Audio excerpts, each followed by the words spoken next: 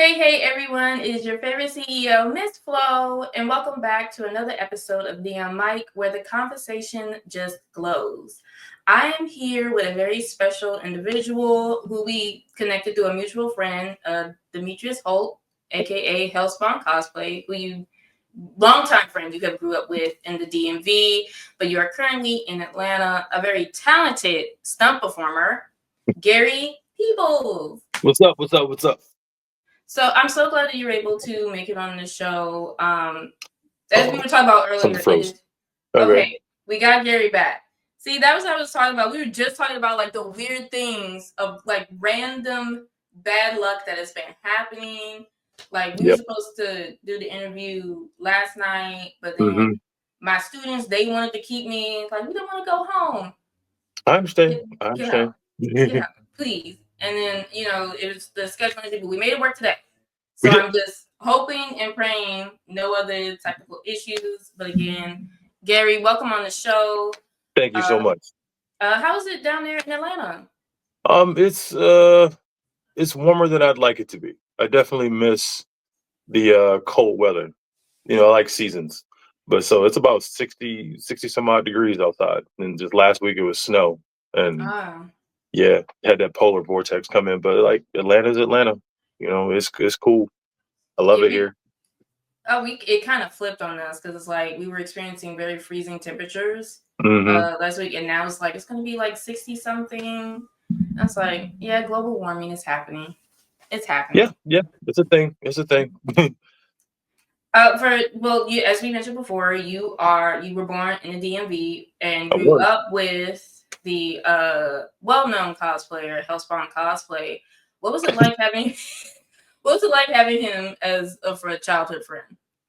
Well, so I met Demetrius through a good friend of ours who passed, and I met Demetrius at his funeral, unfortunately, and that's how we connected. But Oh, myself and uh, Randy Henderson, God rest his soul, were really good friends, and Randy was a very early supporter of me. I left uh, Surrattsville my last year of high school. Um, and he was a really good friend of mine. I was really good friends with his sister, his older sister, who was a year ahead of me, and that's where I met Demetrius. And Randy was a huge fan of Ghostbusters, and uh, Demetrius came to the funeral in a Ghostbusters outfit with sleeves cut off, of course. But talking about that. oh well. One, I'm sorry for your loss, but Oh no, but I would say like through those times is like you will also like reconnect with and connect, Mhm. make new connections through some really amazing people. Yeah, Demetrius cut and Oh yeah, I was about to say Demetrius cutting the sleeves off. That sounds about right. yeah, yeah. But from that moment on, we were cool. He and I were cool. Like just the there wasn't a very well established. I think Demetrius is probably, as far as like we're talking about high school, he's probably a year under me, and so we come from a generation of nerds and geeks where blurs wasn't even a thing yet. Right. Um, and so if there were ever a term for a progenitor of blurredism, I would say it was around that time. And both of us got our starts in the Surrattsville High School library when Miss Reddit was the coordinator there. And that's where we just kind of were able to be ourselves because, DMV wise, Black culture was not very accepting of those kinds of interests, especially not in that time. And I graduated high school 2001, and I left Surrattsville 2000 and went to Thomas Stone's in Waldorf. Um, but that's where a lot of my influences and interests were definitely cultivated and accepted, was in Surrattsville in that library with all those guys. I mean, yeah, I played football. Yeah, I was kind of popular by default because I played football and I had sports, but like The people I played football with, we weren't friends. We were teammates, but we weren't friends. It was basically like you're fortunate to find a friend where you could just be yourself. Like you don't have to just switch or pretend to be, interest with DMV. Because like I'm from DC. I'm class of 08. So I kind of like have a sense of like the love of anime was still very niche, and you like could only have like a few people that you could really dive into. Despite the fact, even though around that time Toonami was very prominent, but it was kind of like still a little underground. It was like you had to be like in the know, like I would say right around then it was starting to become cool, because that's when the MCU actually started, of course, as you know, 2008 when Iron Man came out. After Iron Man came out, then like being a geek and everything, all that stuff, when they started building the MCU, then it was cool. Then it was cool to be nerdy. Then it was cool to be in the comic books, because they made like the perfect iteration outside of Superman, of course, but like the perfect like superhero movie. They started it there, and then it was like, oh yeah, and then Iron Man was this. They even made, you know, because the colors were similar. They even put like, the old Redskins logo on the front of the Iron Man. Like, and so then it was cool. Like, oh Lord, it's bleeding over into the NFL now. So, but yeah, I totally get it. And the fact that you are now living out your nerd dream, because you are in several Marvel projects, not just like Guardians of the Galaxy. You are the stuntman for Dave Bautista, but you have also done Luke Cage. You've done like Jessica Jones. Like Marvel loves you. Marvel keeps you busy. Oh, So it's been a blessing. It's been a blessing, but I first of all, also Dave is also from DC. So proud DC Dave is boy. also from DC. But I was his second double. He has a main double, and his name is Rob DeGroot, and Rob DeGroot goes with him everywhere on every project that he's on. Rob is there. So I was a backup. So if Rob couldn't make it, or Rob is unavailable or doing something really cool somewhere else, that's where I stepped in. And it wasn't easy. It was not easy.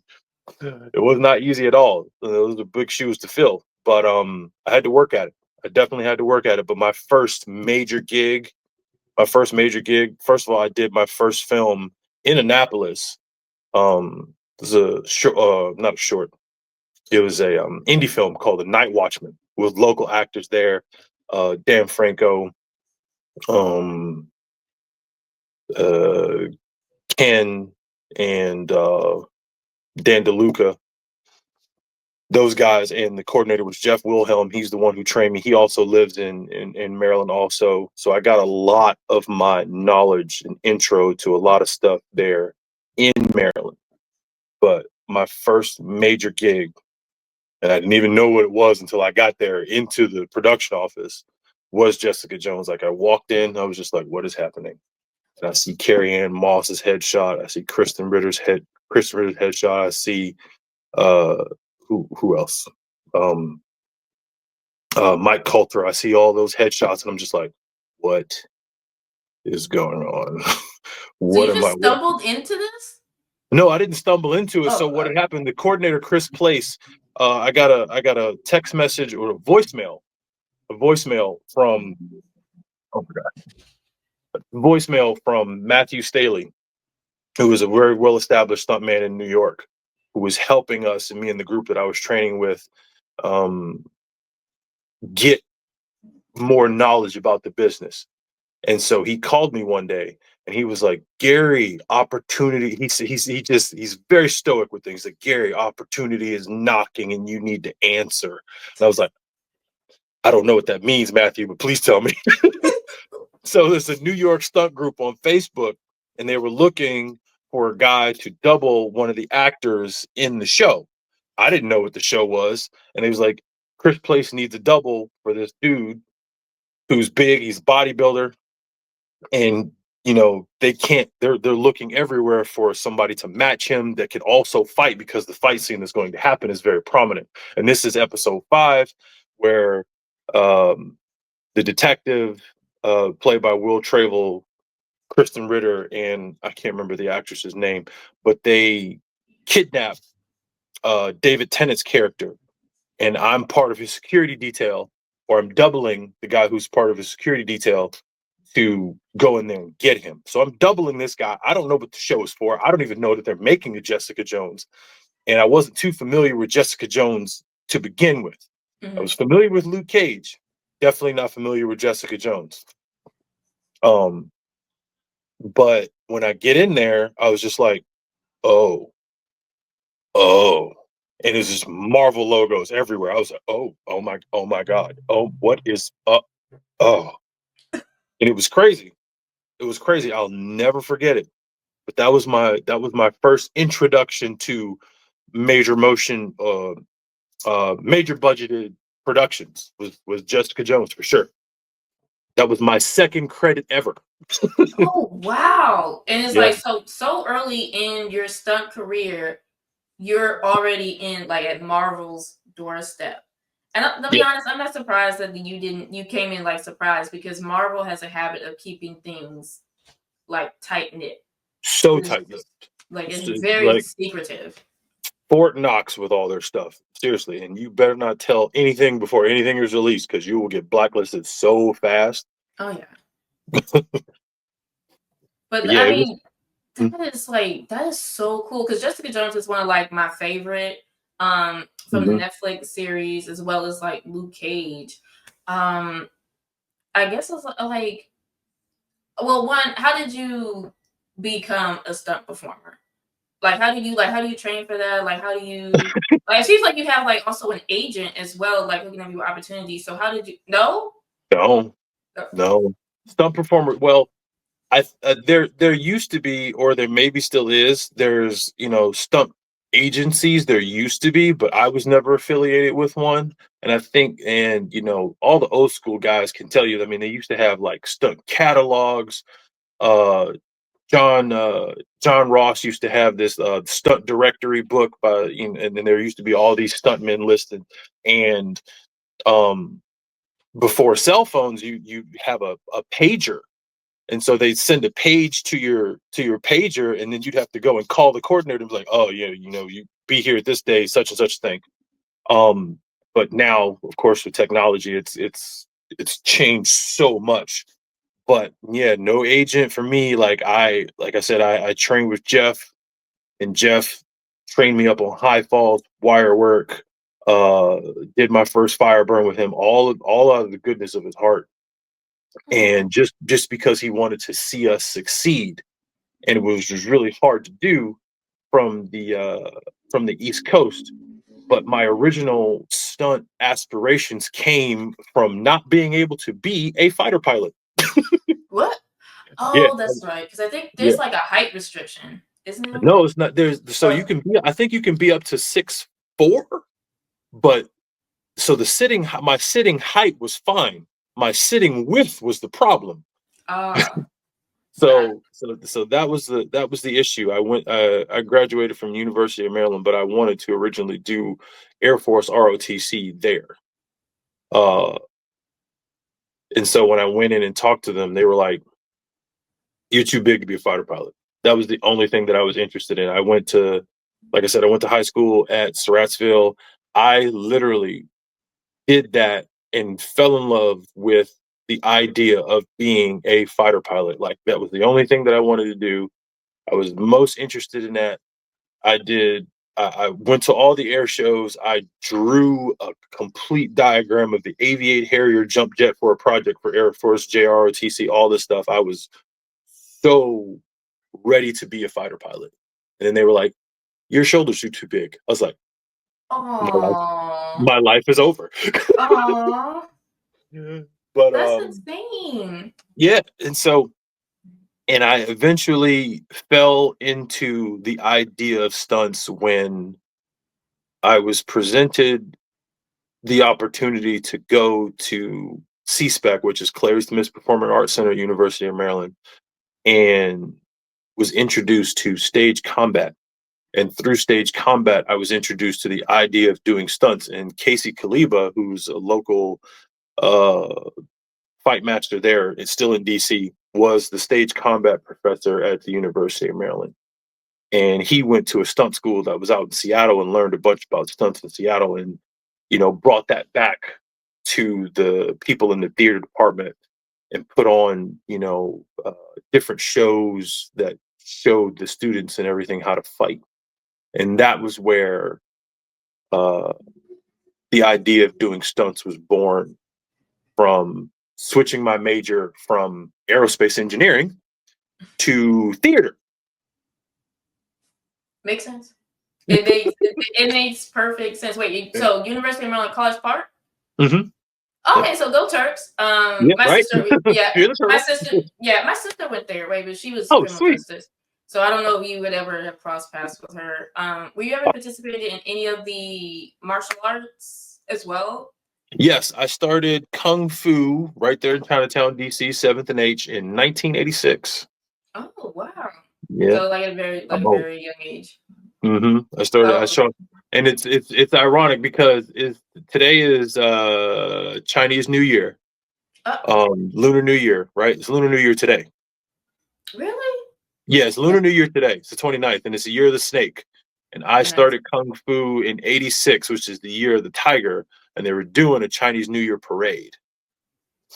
And that's where I was introduced to the idea of martial arts. Like I didn't really, like, I was 3, and I saw those people doing it, and they were just all doing the lion and dragon dancing, and there were martial arts schools out there, and that's when they had just put up. If you, of course, been to Chinatown, they just put up that pagoda, that friendship pagoda that's in Chinatown, DC, that big overarching that goes over H or goes over 7th. They just put that up, and that's what they were celebrating it. And it was just the perfect timing. And I told my dad, I was like, I really want to do that. Of course, my 3-year-old voice. And of course, he didn't take me very seriously. And I just kept talking about it. And eventually I ended up in the Chinese Kung Fu school there. And just like stuck with it ever since. What level are you at now? I just took a test to be able to teach a couple of years ago. But yeah, I've been doing it since then consistently. I started, like I said, at 3, kept doing it, and then I was introduced to football at like 11 or 12. And so there was a little bit of overlap, but I kept doing both of them consistently together. Football definitely didn't help with Kung Fu at all. But Kung Fu definitely helped with football, for sure. I can imagine. What position did you play?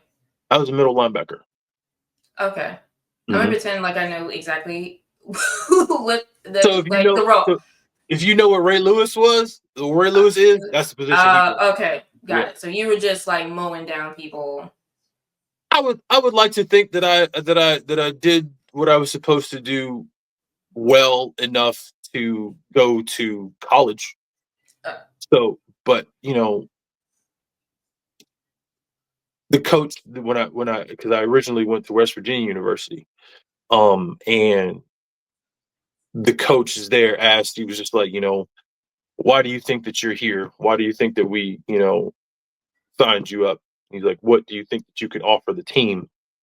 And I said, well, I'm not really sure. I think I got really lucky and you guys were there. And I had a really good game, that one good game. And I was really angry at the guy that I tackled. And I hit him really hard. And you were like, we need that guy. And I said, so I would like to narrow down my entire education to being right here to that one moment, because otherwise I'm just like, could have been good. I had no aspirations of going to the NFL. I was dead set on being a fighter pilot, but coming from where it was that I come from, because I grew up in Southeast and then moved to Maryland, middle of my, probably around 10 or 11, maybe 12 or something like that. And, but we were always back and forth. My family still lived in Southeast. So, statistically, I'm not supposed to be in superhero movies. I'm supposed to be either in jail or dead. So Oh yeah, especially yeah. around that time in DC where it was that was around the crack epidemic and where Uh-huh. like DC was like the most violent. Yeah. But it's inspiring. It's like it's inspiring to see like how football has actually saved so many young men's lives It and is. just provide that scholarship opportunity Mm-hmm. opportunity and just a way to escape Mm-hmm. um just a lot of that negativity. So And like that's I'm why glad. no, I was just saying that's why my dad took me out of Sarasville, even though that's where all my friends were and that's where I wanted to be. He was like, um, you're not going to get the attention that you need here. You need to go where the bigger schools are going to look. And so he Mhm, took me out of, PG County schools because I mean, and it was true. mhm. A lot of Division One single A schools weren't looking into, 2A high schools for, athletes to sign. So he took me out of there, paid out of county tuition, um, to go to Thomas Stone, my last year of high school. Uh, that is kind of awkward because it's like for the 3 years you have those close friends, and then your Mhm. senior year where it's like everybody's saying their goodbyes, and then you Mhm. have like all the senior activities, and then prom, and it's kind of really hard to make that connection, It really your was, last year. but I made some lifelong people that I talked to from Stone, but nothing like it was at Sarasville. Nothing. I mean, it was just a different kind of people. I didn't have very long to make those kinds of relationships, but the ones that we keep in touch now, it's not bad. It's not bad at all. And you're very fortunate to have that. Yeah. Um, but to fast forward a little bit back to your stunt performing Hmm. career. Um, for stunt performers, writers, and actors, it's been a very strange few years. On top of the pandemic, with a lot of projects being on hold, and Hmm. then we have experienced several strikes. But even a strike right now against, I believe it's like video games Video at games, this yeah. point. It's just like how. Well, one, if you could explain like what was it like to go through that strike as a stunt performer, Hmm. and what were the stunt performers really advocating for during this time during the strikes? So what we were advocating for pretty much everything that the actors were advocating for at the time, and that is a fair wage, with the threat, and I'll just go ahead and call it a threat of artificial intelligence, um, taking a lot of our jobs, and one thing that I will definitely note is that I don't think that even with AI becoming what AI is becoming, I don't think people are ready and or willing to accept fake imagery. AI can't produce any original imagery anyway. So the public, the watching audience, doesn't want that. And so production companies were like embracing this kind of technology as a way to save money, make more money, and hire less crew. Um, at least that's my interpretation of it. And so we wanted those protections. We wanted better residuals. We wanted uh, as much money as they were making off of us. We weren't seeing a return on that. Inflation was sky high. Inflation was going way up, and we weren't seeing the return on that at all. They were making record profits, and we were getting very, very little in our residuals, um, to reflect that. A lot of us were on like shows like Stranger Things, a lot of the before Marvel, Netflix wasn't a thing anymore. And a lot of things were just immediately going to streaming after COVID, and people were watching a lot of shows. Um, and I think where we went wrong, or where the public went wrong, is when shows, film, and television uh, via a streaming platform then became content. And then when you start referring to that as content, it takes some of the artistic value out of it because you just want to push, push content to keep the brain busy, to keep the American public or the public happy. And it takes a lot of the verbally anyway, it just takes a lot of the art out of it. And I think with that terminology being used, it takes some of the, even with the producers, not saying, the producers are always going to think about, that price tag first. But even if you're taking out of a show and you start calling it content, it takes some of that heart out of it, no matter who says it. And it just starts being something that you want to produce and make. And then the people who are working on it, who put their heart and soul in it, become expendable to save a buck. And that's pretty much what the strikes were about. The same thing with the writers. Now they had a different set of wants and asks for their union, and the same thing for us. And so basically, a lot of the producers were saying that, stunt performers or actors don't shoulder the cost or the initial cost of what a production, the initial cost of what it costs to make a production. And at a rally we had at one of the camera car places, we took particular offense to that because we lost a stunt performer by the name of John Berniker on the set of The Walking Dead. Oh. Years ago, 2017. And so when you tell us that we don't bear that cost, we give our lives essentially. We break our bones, we go there sick, we go there unhealthy. Like, stunt performers are the mercenaries of the entertainment business because we have to do everything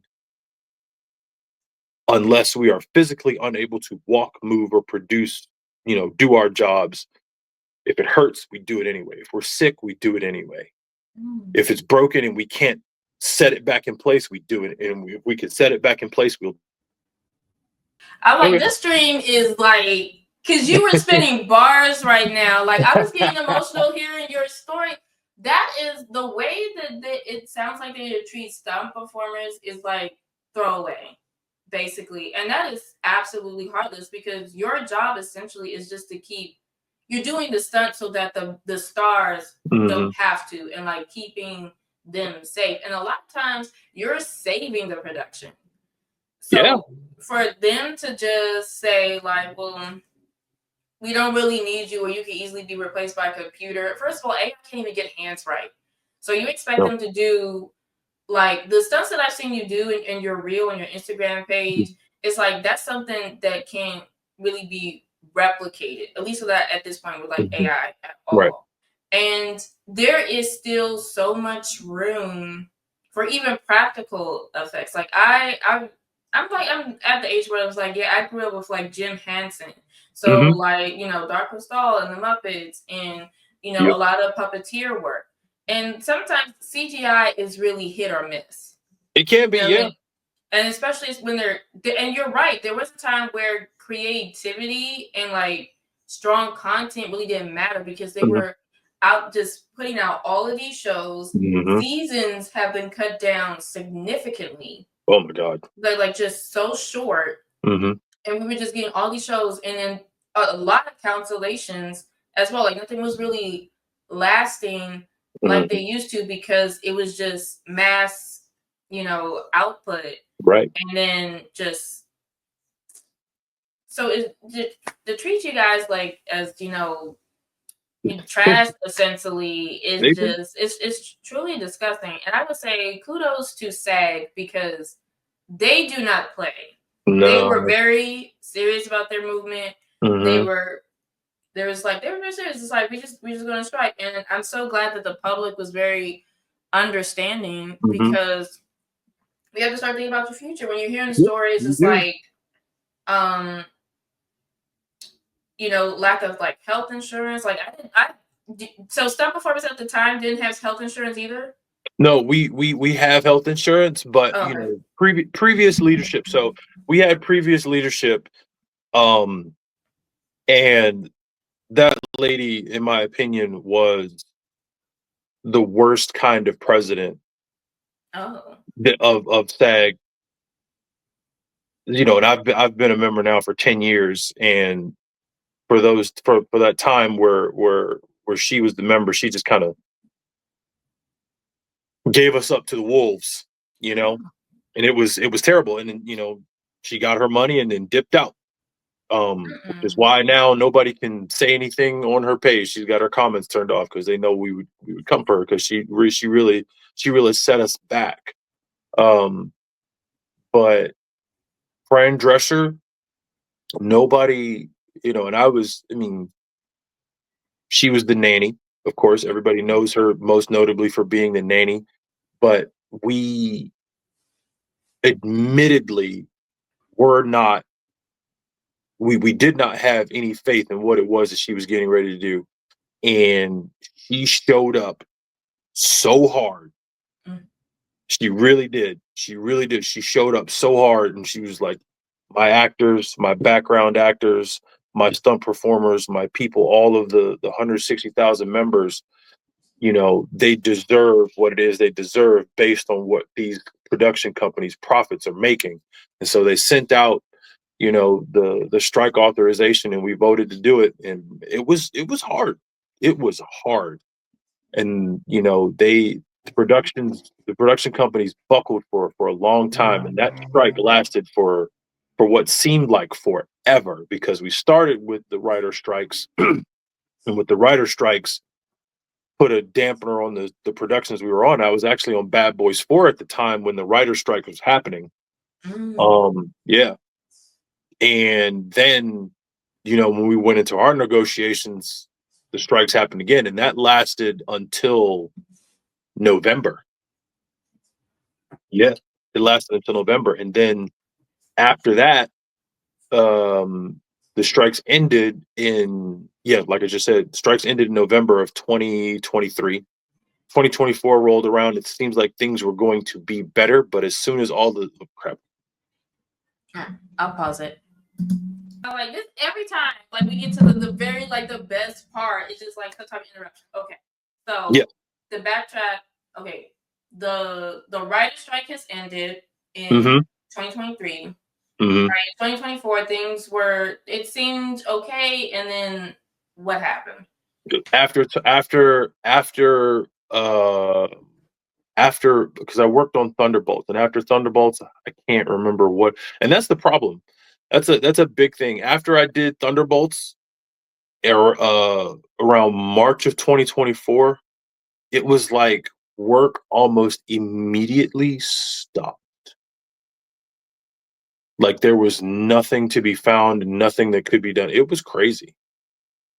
And this was due And to then the strike or something else? I mean, most people would say that felt like it felt like retaliation for the strikes. That's Oh. what most people would say. It felt like retaliation for the strikes.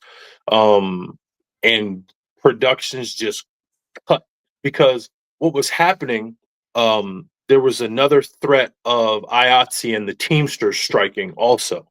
So until that had been resolved, excuse me, nobody wanted to green light anything. Nobody wanted to like sign off on anything. And so once the Teamsters and IATSE reached their agreement and everybody got their money, we were waiting on the productions to pick back up, and it never happened. And it's still not happened. Um, and I've worked on probably like two or three projects since then. Um, but it hasn't been nearly as fruitful as it was since the strikes. Um, so what the word on the street is that productions were scaling back everything, and they're supposed to start buying scripts. Now there's still productions that are in development or active development or stuff like that, but nothing is really filming. There was a point in time here in Atlanta where you could drive almost anywhere and see base camp signs or production signs telling you that this is where you were supposed to go if you were trying to get to this production because you were reporting to work. I haven't seen one of those consistently for months, almost a year now. I haven't seen one at all in 2025. And those things tend to begin to mess with your mind, and starts to become very internal. Um, and you feel like you're not getting the call that you, or the calls that you used to get, because uh productions are happening, but they're not happening for you. And then you realize, you talk to a couple friends, you talk to a couple colleagues, people that you work with, and you realize that it's a national thing. It's a global thing. Productions just aren't running, and there's a few like hotspots, things that pop up here and there, but there's nothing like multiple productions that are running. And so, even in that bad news, it is reassuring, because you begin to blame yourself that you weren't better prepared, that you should be putting in more work to get those calls, and it's just not that way. um and it really puts a damper on your mental health. So you really need to find your community, find your tribe, find other things to occupy your time. I do it, of course, with training. I train because I love this job. I work very hard for it, so I train relentlessly for it. um but it still can, the lack of work, the lack of production, because I am a performer, I am a stunt performer. I love this job. I mean, I love it so much. I started over there at Six Flags in Largo, doing the stunt show over there in 2013, and I did it for $10 an hour. um so I love it very much, and I remember where it is that I came from doing it, and it makes me very happy to be a performer. So when I can't do the thing that I love, it's not one of those things that I just fell into. It's one of those things that I work for. It took me. You're touching something so deep, It's it's just like like, it wants to pause, like, yeah. but I mean, one, my heart goes out to you, because it's like to hear somebody that they're so devoted to their passion, Mhm. and that they're willing to put like their all into it, no Mhm. matter what is going on, or like the pay. It's like we don't really see that too much. It's like everybody's just out for the grind Mhm. and things like that. So I do commend you on that, for Well, really, thank you. just taking it to the heart. And you guys do deserve better, because y'all have families. Like, you We have a do. son. Mhm. You know what I mean? So it's Mhm. like you guys are providers, and for them to not give you your just due is truly disgusting. And Mhm. so I do hope that things are to be resolved, especially with the video game Mhm. strike right now, because like you have done stunts for Mortal Kombat 1. Yeah, Um so it was Garrus. so I'm just, you know what I mean? And it's like, it's good work. That game looks amazing. The move Oh, set for Garrus is like fire. Also, I'm gonna show this to my student Juan, because he's like a huge fan of the game. mhm. So it's just like, you know what I mean? I Because did. like we can't get those set of moves just from like AI. You need it from actual martial artists. You need it Yeah, from real people to like make it feel as real as possible. I agree. So I hope that you guys win that strike and you get everything that you need. Get your residuals. Get Mm. like a 401k, a retirement plan, so that y'all Something. could, you know what I We have mean? we have to make $28,000 between either productions or our residuals to qualify for health insurance. So luckily, I've had a decent residual pool to still qualify for health insurance since the strikes, since there's been a lack of work. So my residuals have been the thing that's contributing to my health insurance for sure. Um, and that's where it's been an absolute blessing to have been a part of Black Panther, to have been a part of Infinity War, to be a part of the Christmas special, to be a part of Endgame. All of those things have been sustaining residual and passive income that can contribute the 28,000 to a year to my health insurance, even with this lack of work, because there's been people that with these lack of productions have lost so much, and I have to count my lucky stars and and thank the good Lord and every day be grateful that I haven't had that kind of experience and that I was able to work on those things at the height, at the very pinnacle of what Marvel, the crescendo of the 10-year anniversary. Because if it hadn't, it'd have been it'd have been a completely different story. And then I was very fortunate again to have worked on uh, Guardians of the Galaxy 3 and the Christmas special when that came out and when that was running. It's just been and also Black Adam too. Um, but it's been a 100% blessing that those things came when they did. And I'm glad that happened for you as well, because one, you are a very humble person. Just speaking with you, because like I said, I was very impressed by your from your martial arts skills to just be Thank you able so to much. train and to even have the opportunity to even be a stunt double for Batista, because Batista had one of like the best physiques in the WE, I think, of all time. So to be able to maintain that and still maintain that, while dealing with everything with the strikes, is like you deserve everything positive your way, and I really hope that for you. I really appreciate that. Thank you. To be fair, though, the strikes happened uh, after we had filmed Guardians of the Galaxy 3. That we filmed Guardians 3 in 2022, and we didn't. And the Christmas special came out before Guardians 3, so we had finished all that. Guardians Christmas special came out in November of 2022, I believe, and then Guardians 3 came out right before, I think right before the strikes happened. Oh crap. Back. All right, we're back. We're back. Um, but yes, a couple of things. Are you gonna? When are you coming back to the DMV? Are you gonna be at BlurCon? I would love to come back to BlurCon. That was, and I got to see Demetrius while I was there and deliver a little bit of. I had a panel out there that I called from Southeast to Stunts. Oh, Uh, yeah, that was really awesome. A couple friends from high school came out. Um, and other people that remembered me from there, they came out. People that I used to train with came out, and a lot of other people that I didn't know, just came out. And I was able to talk about what it's like to be um, influenced very heavily by, the things that we are: anime, cartoons. I'm an 80s baby, so a lot of my influences come from them.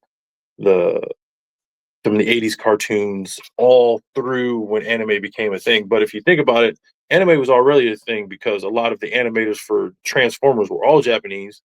Um, Thundercats too. A lot of those, Transor Z, all those, giant robots was my thing, of course.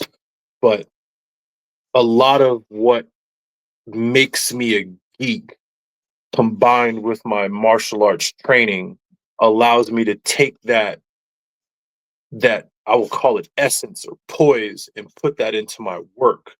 And what people don't expect from me being 265 pounds is be able to deliver that poise and body positioning that creates an image of a well-rounded or well-developed fighter in a larger person to be a superhero.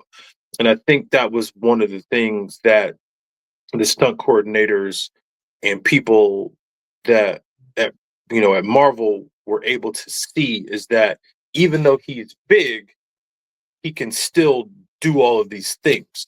And so, sure, I'll contribute that to martial arts. Sure, I'll contribute that to martial arts. Contribute that to football.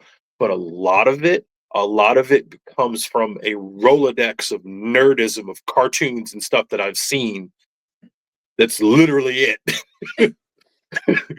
I You mean, know, that's fair. I've yeah. I've run into a few other martial artists, and they have been everything that you have listed. They have been influenced by. Mhm. So, like, I that is very true. Yep, yep. I'm 100% nerd, geek, all of those things. You know, it is one of the biggest contributing factors of why it is that I can do what it is that I can do today. And that's awesome. And hopefully that gives hope to all my blurs out there. And I have a few in my classroom as well. Mhm. So it's just like seeing Awesome. this, that they would definitely connect. Um, Continue. That and they have a safe place to be themselves as well. I guarantee makes me that. so happy. That makes me so happy. Oh my god, because it was not very safe before. Yeah, I You mean, know. it get like a pushback here and there, but it's like Mhm. I'm the type of teacher that'll take them to the Tony Weaver book signing, or like I try to bring them to the cons. Love So that. it's just like you know what I mean. So it's like any teacher that watches this, it's like if you can get your kids into a con and you can just see Mhm. like a smile on their faces, it makes a world of difference I would love. socially, and you can spin it academically, like Mhm. having connected with professionals and stuff. I know the trick, so just you can DM me for that. Um, Yeah, but I but would love to come back to BlurCon. I really would. I think if I came back, I would be more prepared than I was before because before I was just super nervous. But I think I would be more prepared this time, knowing what it is that I know now. Because that was the first panel I ever done. No, I take that yeah. back. The first panel that I did at BlurCon was with my late friend Curtis Lyons and Jazzy Ellis and Todd Terry. We did a what it's like to be black stunt performers in the business, and we did Mm. that 2017, and that was before that was before I got the call to do Drax. That was Oh 27, yeah, wow. that was before I was Drax. I had already worked on Infinity War, and I knew that there was a potentiality that I could be one of the secondary doubles for Drax, and I was training. Every time. Every time. But yeah, case in point, I would love to go back to BlurCon. I would. Third time around running my own panel again, I would love to. I feel like you know, reached a lot of people and a lot of people reached me. It was 100% fulfilling. Okay. Well, it is March. It's earlier now. It's not going to be in the summer. It's from March 7th. Yeah, there's Hilton was like, you don't have to suffer in the heat anymore. Oh It's wow. like it's March 7th through the 9th. Oh my I god. don't. Yeah, it's like it's coming up like really really fast. But if I you didn't are know that. able, yeah, I mean, if you're able to come up, we would love to see you Okay. for If I can sure. make it out there, I definitely will. I'll just take a trip because I drove up the last time. I'll probably just drive up again. All right, awesome. And where can the people find you on the socials? I have one social media account on Instagram. It is G-Force Stunts. So there's two. I have a backup account that's G, and the Force is with a 4, so that's me also. But my regular account is just G-Force Stunts, and my current default picture is me doing a jump kick over Heinz Stadium in Pittsburgh. Wow, really? Because like I Yep. saw it, I was like, that's so cool. Thank you You're so so much. awesome. And see how you guys glowed from that conversation. I'm gonna catch you guys next time. All right. Bye. Bye.